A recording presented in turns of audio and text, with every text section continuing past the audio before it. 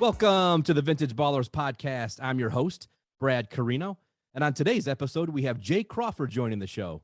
Jay is an award-winning sports journalist and broadcaster who was the original host of ESPN's groundbreaking show Cold Pizza, as well as its successor, First Take.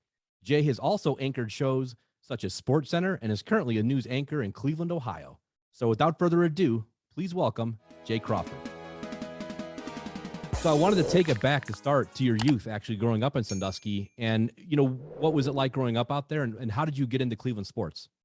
Man, growing up in Sandusky to me was idyllic. It was it's a lake town and you've got an amusement park right there. And so I don't know what more a young kid could ask for. It was fantastic. When the lake or the bay actually would freeze, we would play hockey out on the bay. All summer we were playing baseball somewhere around town.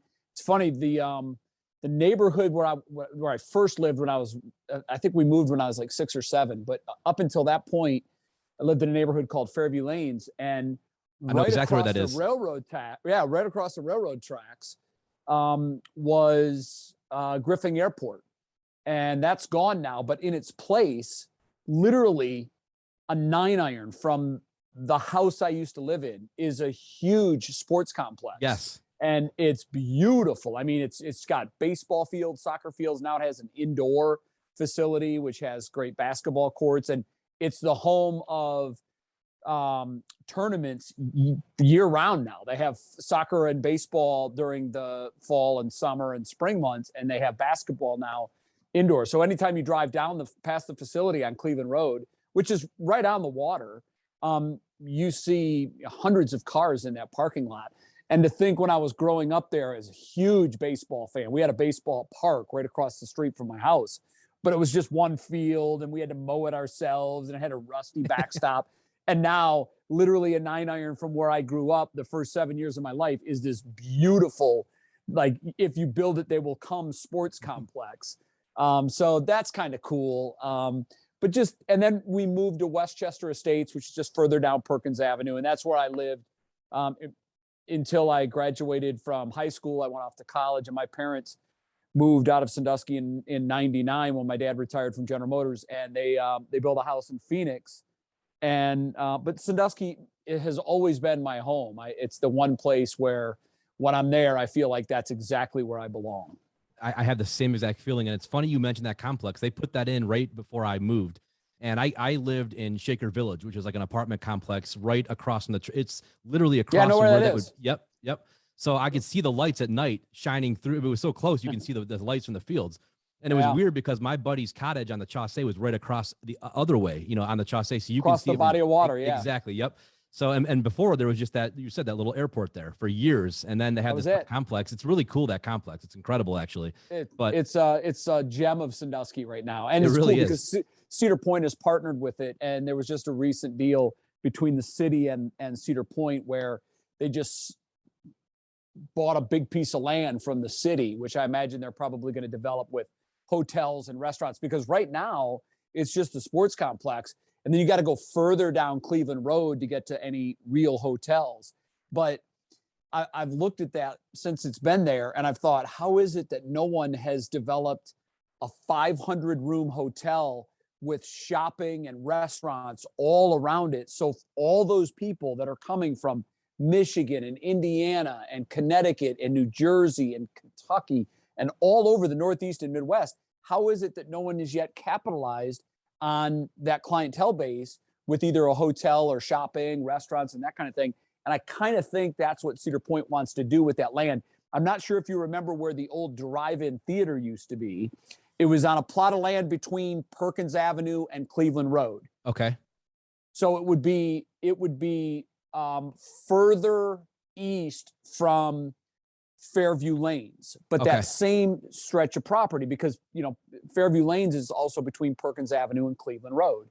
Well, if you go further east, it's farmland, but it used to be the Sandusky Drive-In, and that's been gone for years. But that land has just basically sat there, and now that the Sports Force Park is right there, it's made that land so much more valuable. And my guess is we're going to see major development in that area soon. And I also know Sandusky or Cedar Point recently purchased Sawmill Creek, which I was thrilled to see, because Sawmill Creek used to be kind of a destination point for Ohio conventioners and vacationers, and it's really fallen out of it's fallen into disrepair. I hate to say it.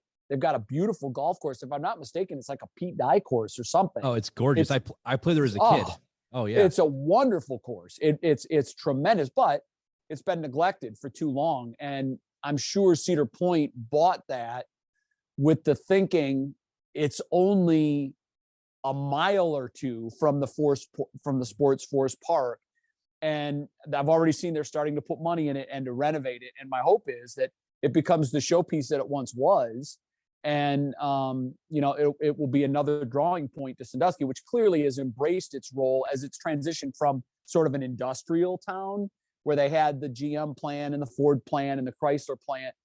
Now they've evolved. They've had to, because the industrial world has changed. And now it's become kind of this vacation land, not just in the summer, but year round, with Kalahari there and Great Wolf Lodge. And it's great to see. I mean, I know a lot of those jobs are service related jobs and they don't pay what the old auto jobs used to pay, but it's employing a lot of people. And I think that's a good thing. It is a good thing. And Route 250, when I was a kid, compared to now, I mean, it's amazing. All the restaurants, and I mean, it's incredible. Like, it was, when I was a kid, you had a couple things there, but it wasn't like, we would drive, and back then I don't even know what was there, but now, I mean, every restaurant imaginable is on 250 for about a 3-mile stretch. I call it franchise freeway, because literally, I mean, you'd be really hard pressed to name a restaurant franchise that isn't on 250. It's true. Yeah, absolutely. It's one after another. They just opened a Cane's, which I love. And I saw I've never had Cane's before. Oh, dude, I strongly recommend it, and get the Texas toast. Okay. All right. I got to try that out. Where do they put it? Right. Where do they put it on 250? What part of the? It's, if I'm not mistaken, it's near the Harley Davidson, big Harley Davidson, across from like the Olive Garden and all that. Yeah. Yeah. It's real near there. Yeah, okay. Real near there. I'm gonna have to check it out then. That's cool. Great food. Yeah, I'd never had. I've heard a lot of good things about it, but that's funny. Because again, up there, just the years I lived there, Jay, they were putting up restaurant after restaurant after restaurant. Yeah. So it was nice, because in the winter, I didn't want to drive anywhere too far, so I would just go on 250, and there's everything imaginable. So it was good. It's not so good for the waistline, because no, not at all. All of these restaurants are just like, wow, you're pouring toxins into your body, but it's a good, quick, cheap meal. And like I said, with Cane's, it is what it is. It's fast food, and it's like, I think it's chicken fingers is what they do. But their Texas toast is really good. And in that genre of food, I don't really eat a lot of fast food, but the two that I really love are Chick-fil-A and Cane's. They're super good. Both. It's funny. They're putting a Chick-fil-A right across from me here in Westlake, so everyone's excited about that, because literally across from where I live now. So, oh yeah. And their Chick-fil-A sauce is addicting. Oh yeah. Oh my God. We never, it seems like we're always running out of it here at home. It's so good. I could literally put it on everything. And Jay, it's funny you mentioned, the waistline up in Sandusky, because I after it was game 4 of the 2016 finals with Cavs Warriors.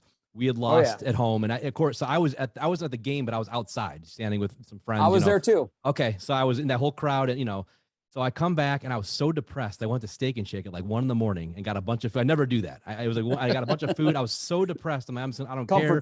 Comfort food. I'm like, I don't care. We're not going to win this year again. Blah blah blah. And of course, we know how that turned out. But it's funny you mentioned that, because the first thing I thought about. So you went to Perkins High School, correct? I did, yeah. And what was your experience there? And then and then also at Bowling Green. I loved Perkins High School. I like I said, I feel like I grew up in this idyllic Midwest town. Strong family values. It's really hard for me to explain what that area means to me. I told you earlier, it is the one place on the globe where when I'm there, I feel like this is exactly where I'm supposed to be. I live in Chagrin Falls now. I work in Cleveland, and that was always a dream of mine, was to work in Cleveland.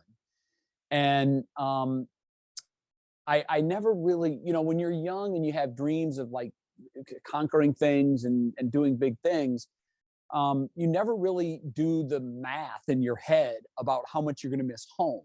you just say, well, it's always going to be there. I'll take it for granted. And, when I come home, it'll be exactly what it was when I was young. And I think for me, the hardest part about going off to Bowling Green, which wasn't far away, but it might as well been an ocean away, because you're immersed in life in Bowling Green. So I didn't get home as much as I would have wanted to. And when you leave home, you kind of leave a piece of your heart behind. And I always felt like, as I left to start my career, my first job was in Kentucky. And when I left, now I'm 8 hours away. And then I went to Connecticut, and, so now I'm even further away. And I took a job after 15 months in Connecticut at the Fox affiliate in Hartford. I took a job in Columbus, I was thrilled. I was home. And it wasn't Sandusky, but it was a 2-hour drive, and I could get home a lot. My parents still lived there at the time. And after spending 5 years in Columbus, I had an offer to go to Tampa, and I spent 5 years there. And now I'm an airplane ride away, as furthest I'd ever been from home. And that was a tough 5 years. As much as I loved Tampa and I loved the weather, and I played baseball year round, which was great. It was harder to get home. And obviously by that time I've got young kids, and they're immersed in their lives, and I'm immersed in what they're doing. So it's even more difficult to get home. But growing up in Sandusky and going to Perkins was like, I just wish everybody could experience that. I know that some people that grow up in big cities are like, oh my God, how did you do it? This place is a cornfield. And it is, but I never looked at it as a cornfield. I looked at it as my hometown. That's where I was from. And I just had great memories and great experiences. So many great friends that I made during my years at Perkins. And when I go back now, when they opened their football stadium a couple of years ago, they asked me to come back on the opening night and give a little talk before the football game. And Joe Hayden was still with the Browns, and he came too. So I just remember thinking, like, it is in this middle of a cornfield, Perkins High School football stadium. It's like it feels like Field of Dreams for football. It's a beautiful facility. But when I got the chance to do that, and a couple of years ago they asked me to be the commencement address speaker, so I was back in that stadium. It was just I've got so many memories on that plot of land, and it's always a thrill for me to go back and to see old friends, and even to walk the halls of the high school. That's super bizarre. My locker is still there. All of the teachers, most of the teachers are gone now, but I walk by every room. I've got a memory. I've got a connection to. I remember when this happened in this room. So it's really got a special place in my heart.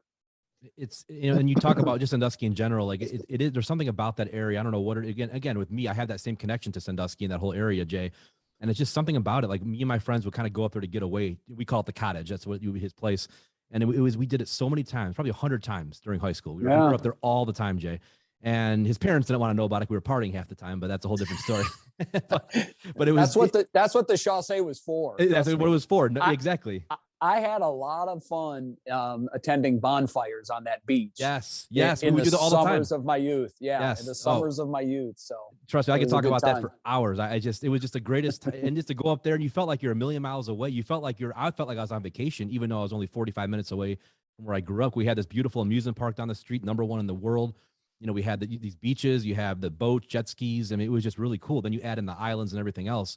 Again, it just felt it was just a very different feeling up there. And I to this day, I still feel that feeling when I go up there. So it's, it's funny you said that, because my wife, who's from Chardon, she wasn't a boater. She didn't grow up a boater. So she really wasn't sure what to expect. But one of the things that I really wanted, one of the big reasons I wanted to move to Cleveland was I wanted to be near the sports teams.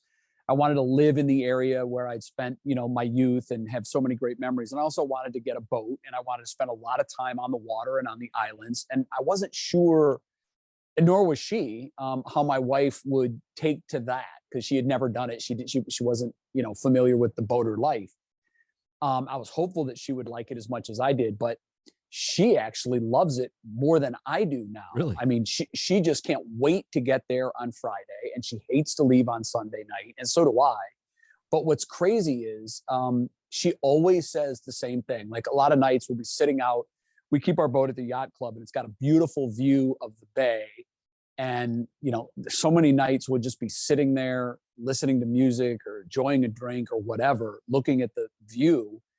And she always says, I love it here so much because I just feel like I'm on vacation. Even though home is an hour and 15 minutes away, you just feel like, that like you're at a resort, like you're, and the weather in the summer is so great. We have the best sunsets in the world. I mean, my God, it's just one after another.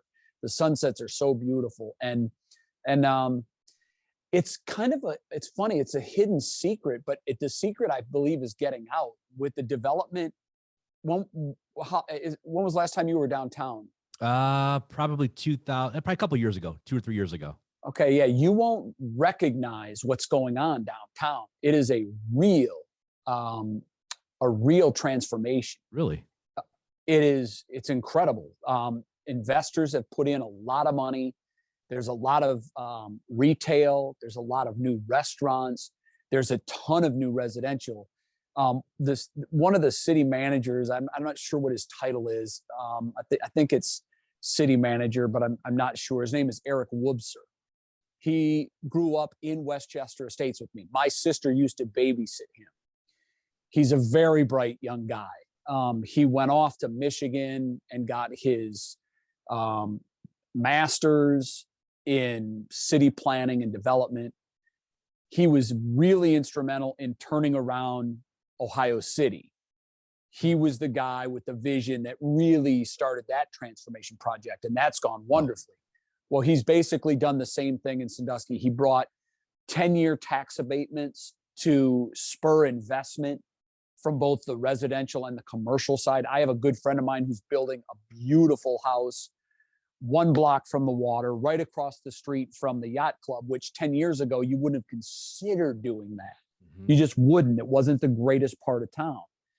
And now when you go downtown, the old Cook building, they wanted to try to renovate it and restore it to its original beauty. It's a gorgeous building, the architecture, but they'd found that through decades of neglect and water leaks, that it couldn't be renovated because the steel girders, which actually held the building up, had been rusting away for decades. So it was extremely dangerous. So the owner probably had to triple his outlay on the building because he couldn't renovate it. So you got a lot of folks in town that rightly so want to preserve that building. It's one of the most beautiful buildings in downtown. It was kind of the corner mark building right there on the corner of Columbus, and I'm not sure what the cross street is, but it's a beautiful building. And so instead he had to knock it down and build it up brand new. And he's building, the exterior is going to look like it did when it was raised in the early 1900s. Wow. So they really restored the architecture, the original beauty of the building. And it's going to have a mix of residential and commercial. Commercial will be on the first floor, some restaurants, some boutiques, some shops. The second floor will be law offices. And I think there's maybe a bank or something. And then on the top floor will be residential. Beautiful new condos that will make up the third and maybe fourth floor. I can't remember if it's 3 or 4 stories, but it's beautiful. And we haven't been there through the cold weather here. So I'm anxious to see in the spring when we go back how much work has been done on it. But and that's just a part of it. All around downtown, you see new development, you see new businesses opening, you see there's a lot of foot traffic. Bowling Green a couple of years ago opened a new branch to their college, which they've also partnered with Cedar Point on. And it's a hospitality. It's basically for the hospitality students, the hospitality major. Well, what better place to put your school of hospitality? You've got Cedar Point, Kalahari, Sports Force Park, all of these places where these kids can do co-ops and internships. It's kind of like the epicenter of hospitality in the state of Ohio, if you think about it. So it's just a wonderful opportunity for the BG students to be exposed to the hospitality world. And, that now brings, I think the number is 600 or 800 students. I'm not sure, but that brings 800 students downtown that now need groceries and Subway and coffee shops and lunch places and dinner places. So that really has precipitated a lot of economic development in that area, because you've got to serve all those students. So it's been really fun to watch. And I've only been back for 3 years, but it's been really fun to watch this sort of wildfire take place downtown, where these businesses keep popping up. And, you know, it's been tremendous for the area, and it's only going to continue to grow and get better. And Jay, I didn't know any of that, because I left there in 2018. I moved back to the Cleveland area around then. And so I probably was downtown probably about 3 years ago. It had to be at least a year before COVID hit. So, all right, Brad, next spring or summer, when the weather breaks, you don't want to go down there in the winter. Also, the State Theater, which had a catastrophe, a big tornado or wind gust or whatever, blew off the entire back of the building. They had the ceiling caved in. It was supposed to be filled with St. Mary's graduation, was scheduled the night it happened. Oh, wow. But it was canceled because it was also the start of COVID. Oh. And had it not been for the cancellation, there would have been hundreds of people in there at the time when the entire roof completely caved in. There would have been mass casualties. Well, they're renovating that, and there's, I think, $10 million somewhere in there where they're just pouring money into that. And that's another corner piece to downtown. It's on Columbus Ave and Market, right across from Daly's. That's a piece of Sandusky history. My mom and dad had their first date in that theater. Really? It's a massive theater. I don't know how many it seats, 4,000 maybe, but it's a beautiful theater that was, just turn of the century beautiful. They don't make movie theaters like that anymore. Big comfortable seats, gorgeous chandeliers, decorative high ceiling, 40, 50-foot ceilings. It's just a total beauty showcase. And they're going to renovate that. That should be done in the next year or two. It's a huge project. But I just bring all that up because I think it's all part of the excitement that is downtown Sandusky. And residential, like, I wouldn't be able to tell you how many new residential places have gone up in the last just 2 or 3 years. New townhomes, new kind of cluster homes that they've built down there, old buildings that were gutted and renovated into condos and apartments. And it's pretty exciting. It really is. It's real exciting. I used to walk. There was, I don't know if it was condos or where it was, but it was somewhere on the water. You could see Cedar Point. It was towards Cedar Point.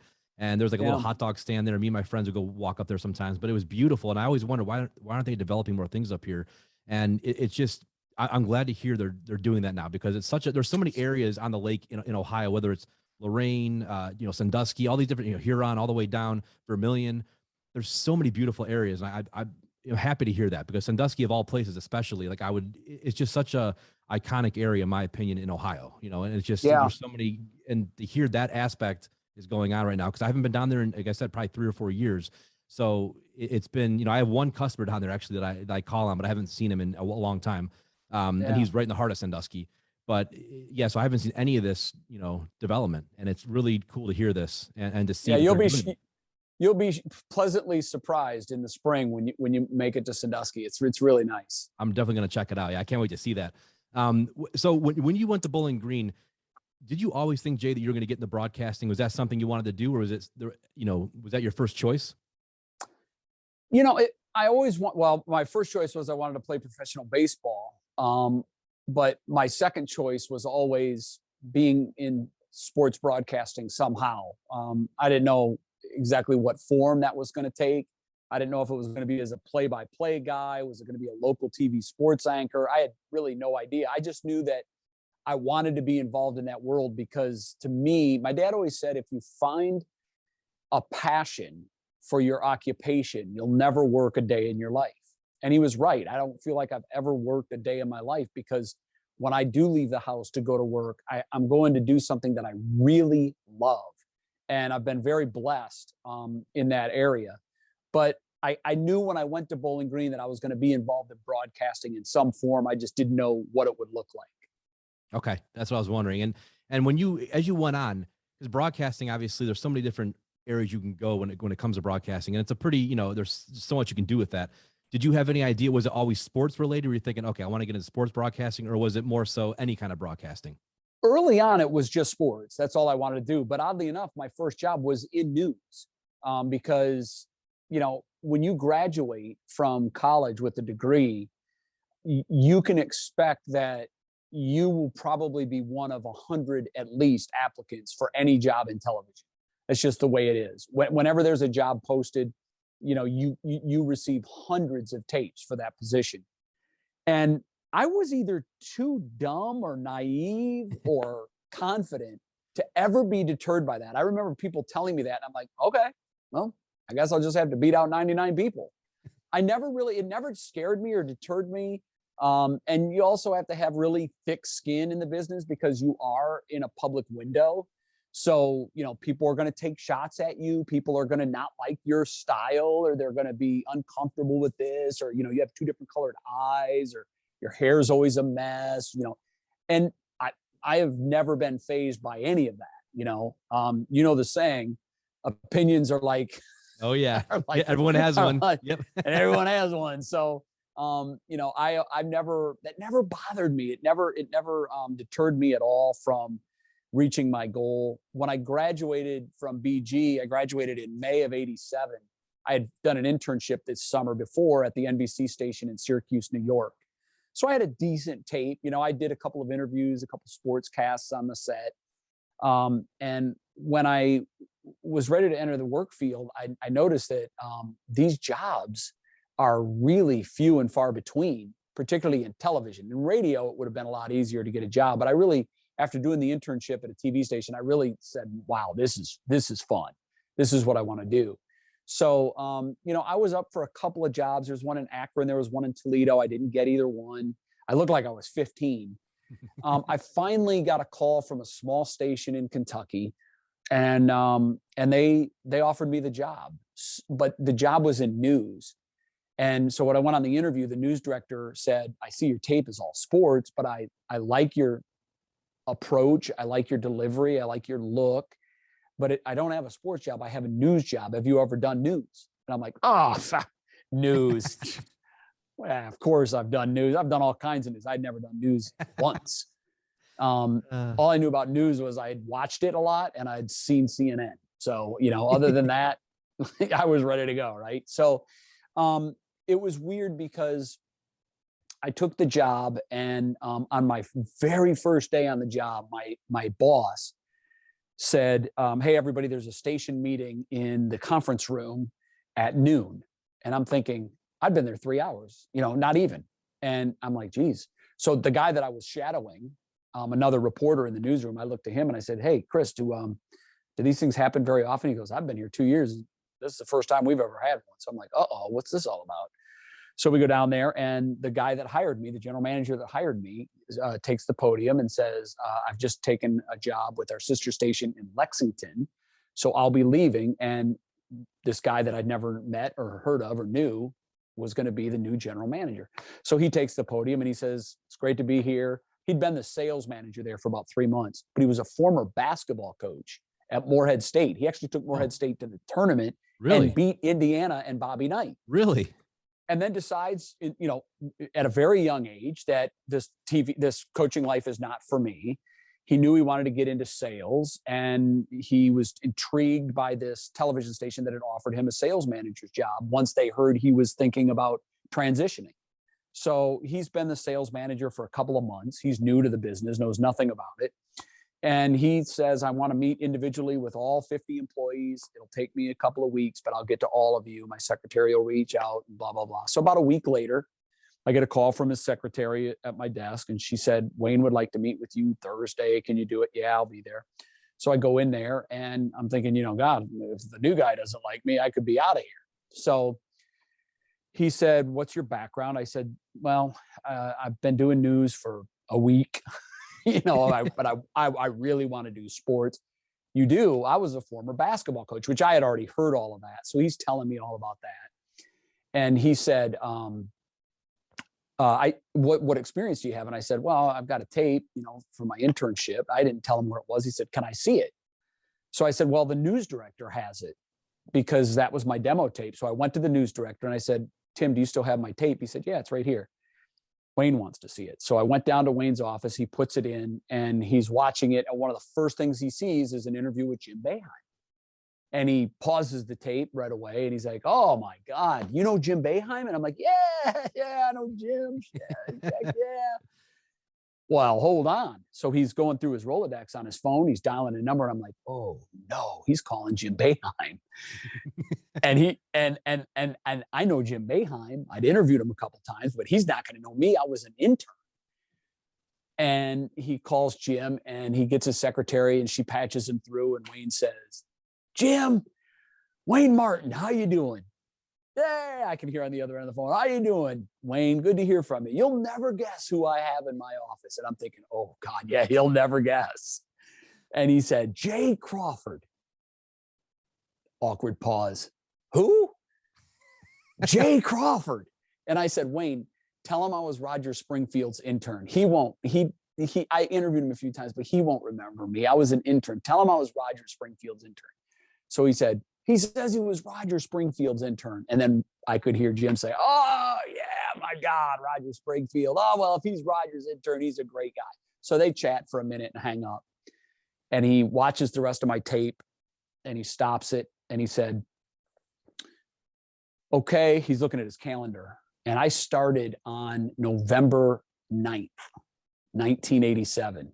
And he's looking at his calendar and he goes, so on November 30th, which was 3 weeks from my start date, but like only another week and a half from today, he said, beginning November 30th, you're my 6 and 11 o'clock sports anchor.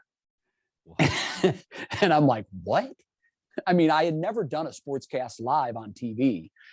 All my demo tape stuff was taped. It was a demo tape. And he's like, yep. And I go, well, what about Jeff? You know, we had a sports director. He goes, Jeff's fine. Nothing against Jeff, but you're going to be a star. And I'm going to put you in that chair. And I'm shaking like a leaf. And I'll never forget, I started making $12,500 a year, which is poverty. And he said, and I'm going to give you a raise too. And I'm like, oh, okay. Now we're talking. I've been here a week and a half. I'm getting a raise. He goes, I'm kicking you up to $15K a year. And I just remember being thrilled. I couldn't wait to finish my day and get home so I could call my parents and tell them, because my dad was always such a believer in me. He's like, you're going places that you don't even know yet. And I would be like, he doesn't understand the business. I'm his son. He loves me. Of course he thinks that. So and I remember when he dropped me off in Kentucky, my parents were with me. We loaded up their van and their like a camper van and a U-Haul trailer, everything I could take. And when he dropped me off, he said, you won't be here long, son. You won't be here long. They're going to recognize your talent here. You're going to get away. And I was terrible. I mean, I don't know what the heck he was talking about, but he saw in me a work ethic and a drive and a desire. And so, I mean, I'm on the job a week and a half and I call my parents. I'm like, you guys, you're never going to guess what happened. What? And I said, I just got the sports job, like the main Monday through Friday, 6 and 11 sports anchor job. What? And they're screaming on the other end of the phone. How did this happen? I'm like, I don't know. I don't know. And sure enough, November 30th came and there I was at 6 o'clock doing the sports live for the first time in my life. And I did it 6 and 11 at that station every day for 3 years. And I was terrible. I mean, I'm telling you, I looked like I was a high school kid. We had people calling the station saying, who is this young fella doing the sports? And where is Jeff? I mean, it was, you know, it was probably jarring to them. And, you know, there was a learning curve. I was terrible for a month. And then I was really, really bad for a month. And then I was just really bad for another month. And then I was bad for another 3 months. And then I was like, oh, he's getting the hang of it. He's okay. I mean, it was like watching a kid ride a bike for the first time and the training wheels coming off very slowly. And, you know, at the end of it, the 3 years, you know, by that point, I had a couple other offers in bigger markets, but I really felt like I belonged there because I was learning and I was able to do so much. I was my own photographer, my editor, a producer, writer, and then I would anchor it when it was all done with all of those other jobs. I did it, everything. And I thought that was really good for me to learn all facets of the TV profession. And then, you know, I spent a year and a half in Hartford. I think I told you that. And then I was in Columbus for 5 years and Tampa for 5 years, and then 16 years at ESPN. And all along this journey, I just kept surprising myself with the jobs that I would get. I was surprised that I was 25 years old and I was working in Hartford, Connecticut, which at the time was the 23rd largest market out of like 210 markets in the country. Wow. And I'm like, what am I doing here? I'm over my skis. I don't belong here. And then when I got the job at the CBS affiliate in Columbus, Channel 10, which was a blowtorch station, a dominant powerhouse #1 station, that was probably the best local station I've ever worked at. It was just tremendous. They don't even do things like that anymore in local TV news. But I was so thrilled because I was home. I was covering Ohio State football and basketball. I had the opportunity for a couple years to do Ohio State basketball play-by-play on what is now ESPN Plus, or would be the Big Ten network. It was a network called ESPN Plus, and I was the voice of a number of games every year that were televised in the Ohio network markets. And Jay, for Ohio State basketball. What years would that have been? 97 and 98, I believe. Okay, it's like right around before Michael Pence or Michael Red Scooney Penn, around that era. Red was on the team. Damon Stringer. Damon Stringer was on the team. So I did the last game ever in St. John Arena. Really? And that's always kind of been a cool thing for me, because cool. I wrestled too. And so like to wrestlers, that's where the state championship meet used to be. And that's kind of like this hallowed ground. And for me to be calling the last basketball game ever played in that building, I mean, I just sat there with goosebumps for the entire game. But with the year before that, Ohio State basketball took a trip to South Africa. They were the first American university to go to South Africa after the fall of apartheid. And we were there for 3 weeks. We had the red carpet treatment, 5-star hotels everywhere we went. We had a private meeting with Nelson Mandela. Wow. And the basketball team was giving kind of barnstorming through the country, giving clinics to young kids, because basketball was really becoming huge in South Africa during this portion of time. And I mean, it was just exploding. And they were rock stars. We would go to arenas and they would scrimmage. It was the exhibition game. They were playing exhibition games, probably 6 or 8 games. And they were playing in Durban and Cape Town and Johannesburg, all through the major cities, Sun City. And I just remember that the kids treated these Ohio State basketball players like they were sports gods, because they had never seen people this big, this talented. And they would put on clinics for kids, and then they would play games, and the games were all well attended. And it was just this amazing trip. But I remember Damon Stringer was on that team. I think, was it Sean Westbrook was on that team? Ken Johnson? No, I don't think he was on there. I remember, Don Jantonio? This was a time when I think this was Randy. Would the next year would be Randy Ayers' last year there. Okay. But Randy was on the trip, of course, and Andy Geiger, the athletic director, was, and so was Gordon Gee, who was the president at the time. And they also took a contingency of agriculture professors, because it was kind of a cultural exchange between sports and education. And the agriculture professors were meeting with area farmers, bringing them up to speed on, because that country had just been shut off for so long, and they had archaic farming practices, and they were going around giving seminars and teaching farmers the best way to farm their land. And it was just an incredible 3-week trip. But those were the kinds of things that Channel 10 did that no other local station was doing. But it was important. The Wolf family used to own Channel 10. It was very important that we covered the big things that were going on at Ohio State. And this was obviously a big thing. So, myself and one of the other anchors went for 3 weeks and just had the time of our lives. And so I just kept pinching myself. I'm getting these great jobs. I'm in these great places. And then I went to Tampa on a spring training trip in the spring of '98. And I'm covering the Indians and the Reds, and I'm bopping around the state for 2 or 3 weeks. in a convertible. I'm going to baseball games every day. I'm sending back features on the Indians and the Reds. And when I was there, I was working out of the ABC station in Tampa's newsroom. And we were wrapping up our 6 o'clock live hit that came back to Columbus. And the news director came into the little studio that we were using to get our shot back. And he said, "Hey, I've watched your stuff the last couple of nights, and I really like your enthusiasm and your passion and your approach. You know, you're just, I think you work great here. And our sports director just took a job in San Francisco. So I'm looking for someone. Are you interested?" And I said, "I don't know. I mean, I got another year left on my contract. I don't know." So I flew home. And when I get back to work, I'm checking my voicemail, and there were 2 voicemails from this guy in Tampa. He's like, "Hey, Jay, you know, we just talked, checking on you. Not going to forget about you. Let's talk." And when I left Florida in March in spring training, it was like 82 degrees. And I remember we're on the plane on the tarmac getting ready to take off, and the pilot comes on and says, "Yeah, we'll be touching down in Columbus in 2 hours, and the temperature there is 19 degrees. And I just thought, what? I don't want to go back there. So I land, I'm freezing. I go into my office, I'm listening to my voicemail, and this guy calls, and I called him right away. And I'm like, "So let's talk about this job in sunny Florida that you have." And, you know, long story cut a little shorter.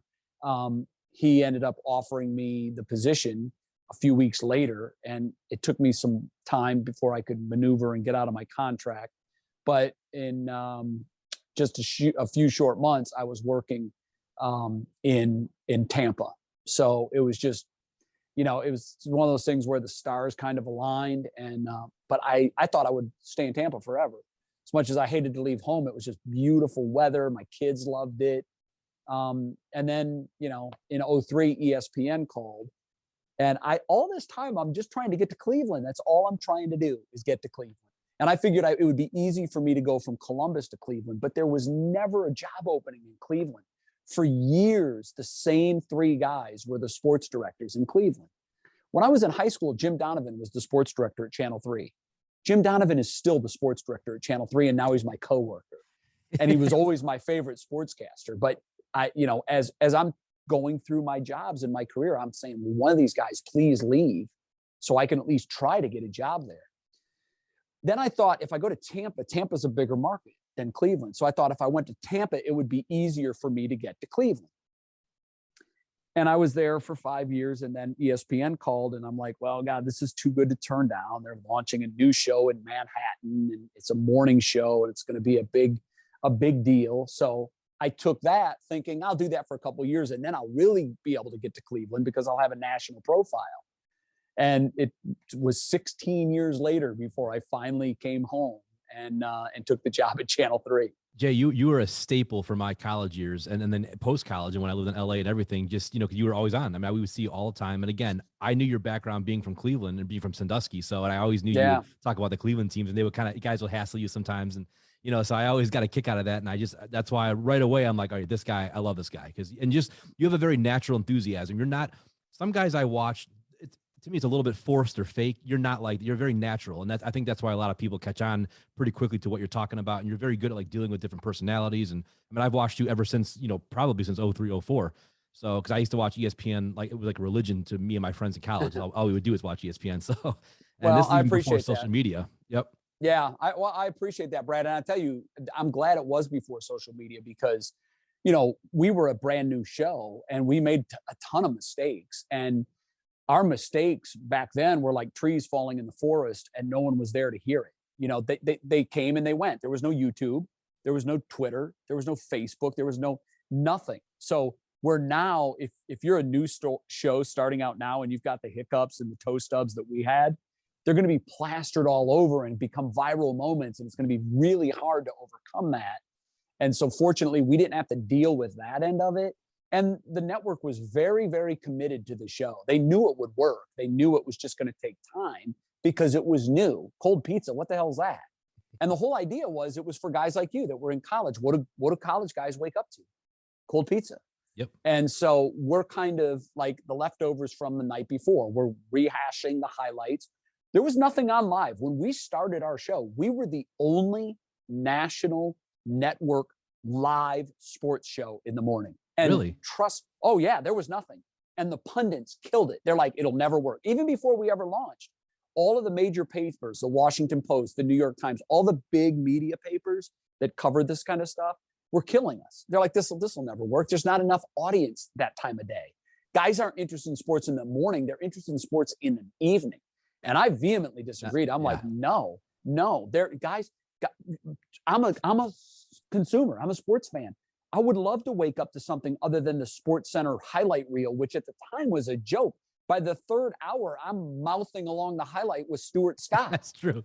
Yep. You know, I'll hear something say, oh, wow, watch this next play coming up. Because I know it. It's just like background noise. And so, you know, the critics killed the idea. Oh, it'll never work. You know, the Today Show of sports, it'll never work. So that was October of 2003. October 15th, I believe, was our launch date. October 20th, if you go through the dial now, there's no fewer than a dozen, probably more. You've got MLB Network, NFL Network, ESPN with Sports Center. Those are now live in the morning. They're live because we started beating them in the ratings. We were beating their reruns. So Sports Center said, uh-oh, we got to go live in the morning. Wow. So we were the pioneers of live network sports morning television. And you've got all of the other regional sports networks. The Golf Channel does a morning show. The Tennis Channel, like everybody, Fox Sports. ESPN has Sports Center, but now ESPN2 has Get Up or whatever that show is called now. So, you know, where there was once nothing, that space is now littered with shows. And that's one of the things I'm most proud of in my career. We blazed that trail. And it took a while before we really caught on. But what did it for us was when we added a lot of debate in with our show. We added Skip Bayless and Woody Page to the roster in the second year of the show. And that's when we were already showing nice growth. But once we added these two national personalities with kind of the yin and the yang, kind of the like odd couple of sports, if you will, Skip, who's deadly serious about everything, and Woody, who's deadly serious about nothing. It was the perfect chemistry, and I loved sitting between those two for the years that I did. But we started getting real traction and going like this, and that's when Sports Center was like, okay, we got to add Sports Center in the morning, because it was the reruns from the night before forever. And then I think 2006, maybe, after we were on for 2 years, maybe 3, they were like, they've caught us, you know, and it was odd to me that you were in 2006 and you're still showing taped programs. Like, I always thought that was a joke. You know, God, you're ESPN, staff up in the morning and give me the same highlights. Even if it's the same highlights, give them to me with a different face and a name and a different personality and spin. And now they do. And I think the viewer and the fan is better served. But that landscape is as crowded as it is because we had at one time breakaway success, more wildly successful than anyone at the network had ever dreamt we would be. And Jay, I never realized the history of cold pizza, how it really, you were trendsetters. You're right. I mean, I never thought about how before, when I was in high school, there wasn't any shows like that. And when I was younger, Nothing. It was all just, I mean, I knew every ESPN host as far as, you know, Kenny Mayne and Stuart Scott, all those guys in the 90s, but it was just highlights. There wasn't really any, you know, I mean, I don't remember any debate shows or anything like that. So you would have come on my sophomore year of college in 2003, 2004. And that's, again, me and my friends, we were crazy about sports. We still are. And it's just, that's just, as guys, you wake up and what do you want to do? I want to watch, you know, especially in college, you know, I'm going to watch sports. That's what I care about. So I'm kind of surprised a lot of these pundits wouldn't have, I guess they wouldn't have known that. But as you know, I could tell you back then, if you would have asked me and my buddies and all the people my age, 100%, we would have been like, yeah, we would love a show like that. Part of the problem, and it continues today, is the disconnect between the sports critics, the people that write about sports TV. They're not the people that are consuming it in mass. Like, the demo for that is still 18 to 25. I mean, it expands into 18 to 34, but that number starts to get smaller, and then 18 to 45, and that number's smaller. The bulk of the audience is 18 to 24. That's when you have free time on your hands. That's when you're most invested to your sports teams. You don't have the distractions of work and family. You're going to school. You've got free hours in the morning, in the evening. And that's the biggest consumer of sports television. But the people that were writing about it were older. They were disconnected. They didn't get the name. None of them got the name. They were like, it's going to fail on the name alone. And so it was a lot of fun for me to go through the years and to turn that show, because Cold Pizza became First Take. When we moved the show from Manhattan to Connecticut, we changed the name. Okay, I was going to ask you about that. Yep. So I mean, that's still that is a spawn of Cold Pizza. That was it. And nobody thought we would. Go find an article that was written in the summer or fall of 2003 that said we were going to succeed and be a big hit. They weren't out there. Wow. Boy, were they wrong. Dead wrong. Yeah, they were wrong. And it's crazy. It's weird that I've been watching you now for 20 years, almost 20 years, because I would have started watching you right then. I knew I watched it right away. So we knew every new show that was on, we would watch. And I remember there was all types of stuff on that. I think Stephen A. Smith had a show on around that time. He started having a show at night, talking about different sports and things like so. It was it was kind of turning a corner now. We're starting to have more of those types of shows, but I never, until you brought that up about Cold Pizza, I never thought about in high school, like there wasn't anything like that. We would just watch Sports Center. That was pretty much all. Yeah, that was it. And in the morning they were all taped. So. Wow. That's crazy. It's interesting to talk about that because I never really thought about it until you said that, but it's cool to see the progression of how it went from the late 80s and 90s to how it is, to when you came on now in 2003 to now. I mean, now there's shows everywhere. I mean, you could watch, there's so many shows I can't even keep up with them anymore. It's crazy. And I'm at a point in my life now where I only care about games. That's it. That's all I watch. Yeah. I don't watch the talking heads. I know the game. I saw the sausage being made. I've seen behind the curtain. I know what goes into those shows and how a lot of that stuff is trumped up. Yep. And my time is too valuable to me. As you get older, you realize that, you're here for just a minute. You got, and your time becomes more valuable and precious. And I just don't have time anymore to sit around and watch talking heads bloviate about things that I think I know just as much about. Yeah. And I always used to say this to all of our experts: no disrespect, guys, but you don't really know. You think you know, but if you did, you'd be in Vegas living in a $10 million house, because everybody has an opinion. But when the game is played, who really expected Green Bay to lose to San Francisco?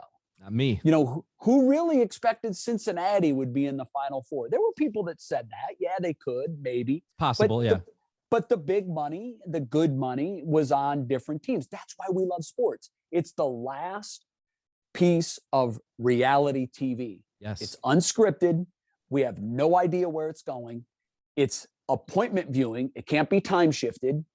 So we have to watch the games, but all the other stuff, the talking heads and the endless cycle of debate shows, yelling and screaming, I can't believe I did that for 16 years. I really can't believe I did it for that long. Well, and it's funny you mentioned how you don't even watch a lot of those shows because of what you just said. And it's anytime. So I still tune in every now and then because I want to see what they say about the Browns or Cavs or Indians. And I'm still disappointed now with the Cavs. You haven't heard a peep out of most of these national guys about the Cavs. Won't. No, and it's just it's frustrating. You hear about the Lakers over and over, and I'm thinking not that I love LeBron, but it's just the same thing over and over again. Russell Westbrook, the Lakers, LeBron.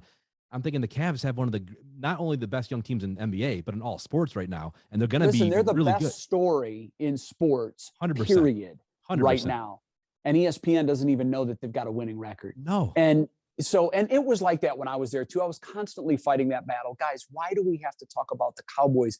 They're 6-5. America's team, they move the needle. Guys, why are we talking about the Red Sox and the Yankees? The East Coast bias is, trust me, all the managers there are from the East Coast. They think that when you go west of the East River, they think that's the Midwest.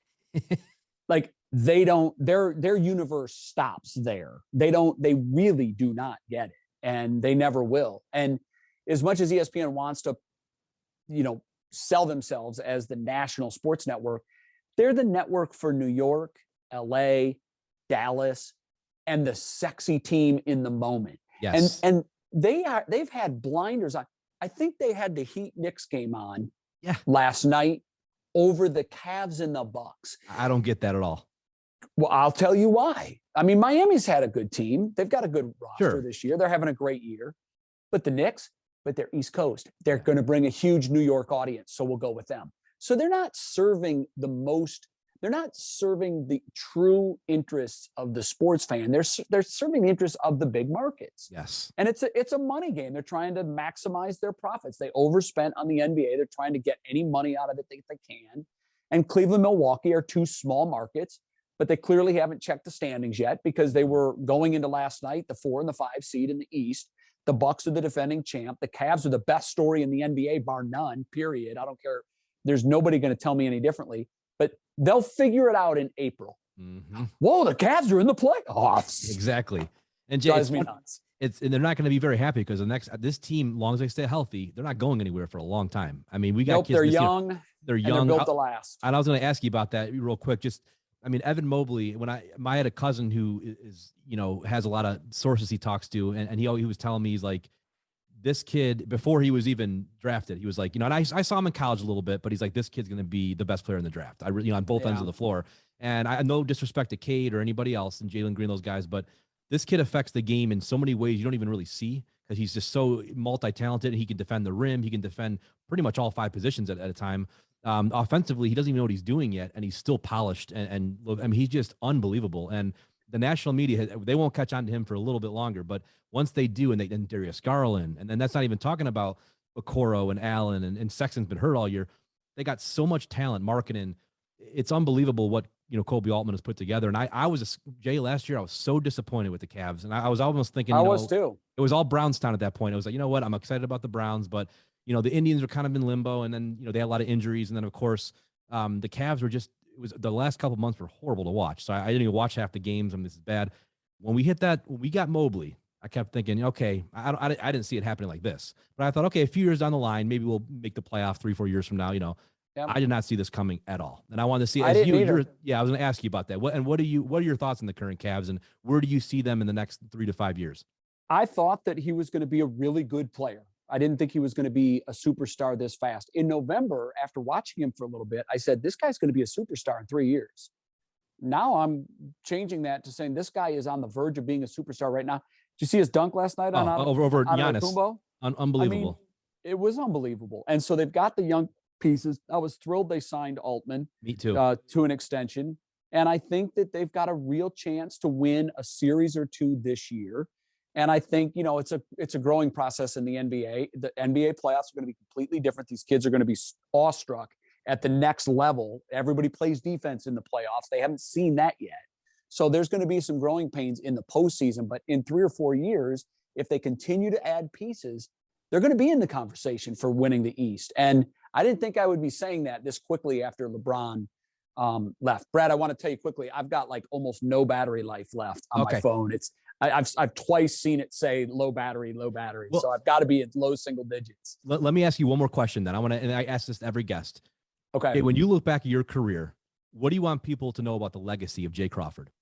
That I love sports. I was one of them. I never really became like that corporate sports fan or sportscaster. One of the reasons I wanted to come home was because I wanted to cheer for sports teams again. For 16 years, I was in press boxes and I couldn't cheer.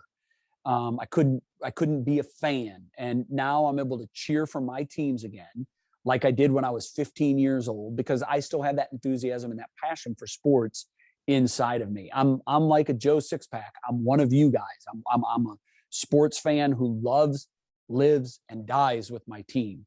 And that enthusiasm that you've seen throughout my years, that's real. And it doesn't have to be my team. When I see a great play, I jump up, and it's hard for me to control that enthusiasm.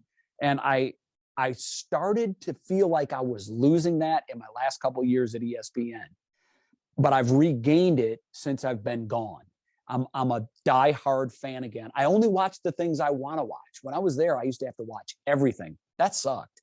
I didn't care about Denver and the Clippers, but I had to watch it because Skip might want to go off on that game in the morning. So I watched everything, and the treadmill never stopped. It was consuming. It was toxic. It's a bad lifestyle. It really is. And now I have my life back. I do the things that I want to do when I want to do them. I watch the games I want to watch. When I want to go to a game, I go to a game. And then I drive home and I get in my bed and there's no airplanes and hotels. And I cheer like I'm a fan again because I am. Well, Jay, I can't think. I love that. First of all, you could tell you have the enthusiasm. It's just you tell you're just happy to be back in town. We're happy to have you back in Cleveland for sure. I was so happy to hear you came back. I really was. So I want to thank you for coming on. And you're one of my favorite people, in broadcasting. And it was awesome to interview you. So I'll let you know when this comes out. But again, I really appreciate you coming on the show, Jay. Yep, no problem, Brad. I enjoyed it. Take care, man. It was very nice to get to meet you. Thanks, you too. Absolutely. Okay. All Thanks, right, Jay. Brad. All right. Take care, brother. You too.